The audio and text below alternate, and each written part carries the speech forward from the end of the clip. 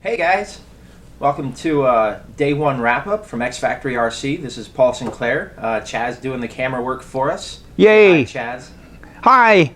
Chaz. Say Hel- hi Chaz. Hi, Chaz. Yeah, Is that what I'm all right, supposed to we're say? We're good. Hi, We're me. good. Yep. We are here at the 2016 R.O.A.R National Championships at the Hobbytown USA Hobbyplex in Omaha, Nebraska. And yeah, day one of practice finished up, and we just kind of wanted to give you guys a quick rundown of how things were going, who looks fast, and who doesn't. What do you say? I'd start with the track. Everyone, I think, today had this feeling to me, and day one at Nationals often does, especially when it's at an unknown track. You know, if this was like OCRC, which has the Reedy Race, you know, and the Surf City Classic and stuff, like, people know how that track is going to progress through the weekend. Well, especially the California guys. Right, you know. But like when it's at an unknown place that a lot of guys haven't run at, and I mean the Hobbyplex draws a big crowd, but it's also Omaha, Nebraska, and so the feeling I got from a lot of people was just to see how the track was going to develop. When the morning started, it was really green. There wasn't a lot of rubber on the track. Cars were sliding all over. You know, it was really and it's just lacked traction, and that's, you know, everyone's driven on a green track before where it's just freshly made, you know, just packed, and doesn't have the groove in yet. But then through the day, the traction certainly came up. From the first practice session in the morning to the second was a huge jump. From the second to the third, the traction came up a little bit more. Lap times are dropping, and guys definitely looked a lot more comfortable.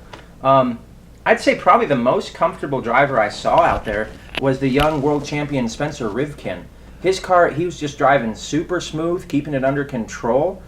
He almost had that like slow is fast look to him, and I'm not saying he's slow, but like when you looked at him, it was just so controlled and so precise that, you know, you're like, is he going anywhere? You know, how did that guy win the world championship? And then you hear the lap time, and it's, you know, 20.9 or something, and you're like, oh wow, okay. Yeah, you know? I thought he was slow when again, I was videoing him.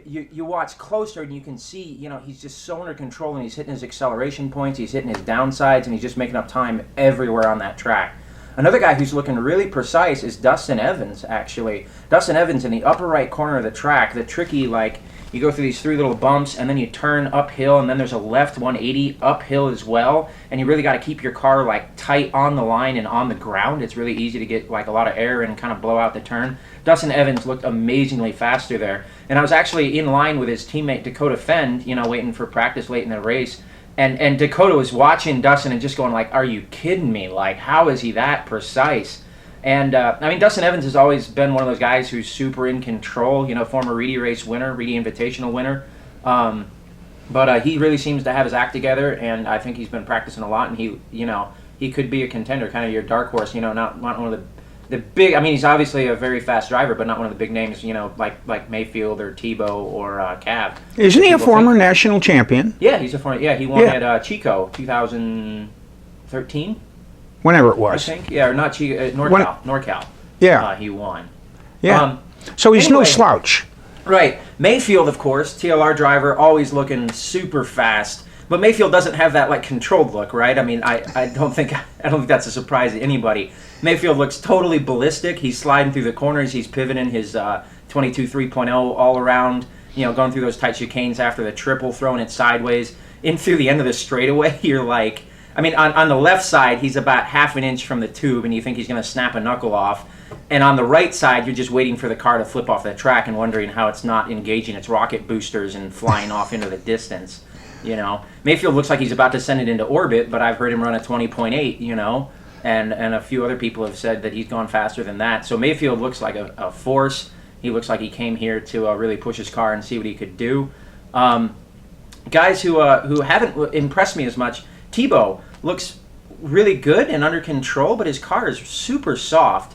And, I mean, he's going to be quick. He's Jared Tebow, right? He TQ'd the Worlds last year.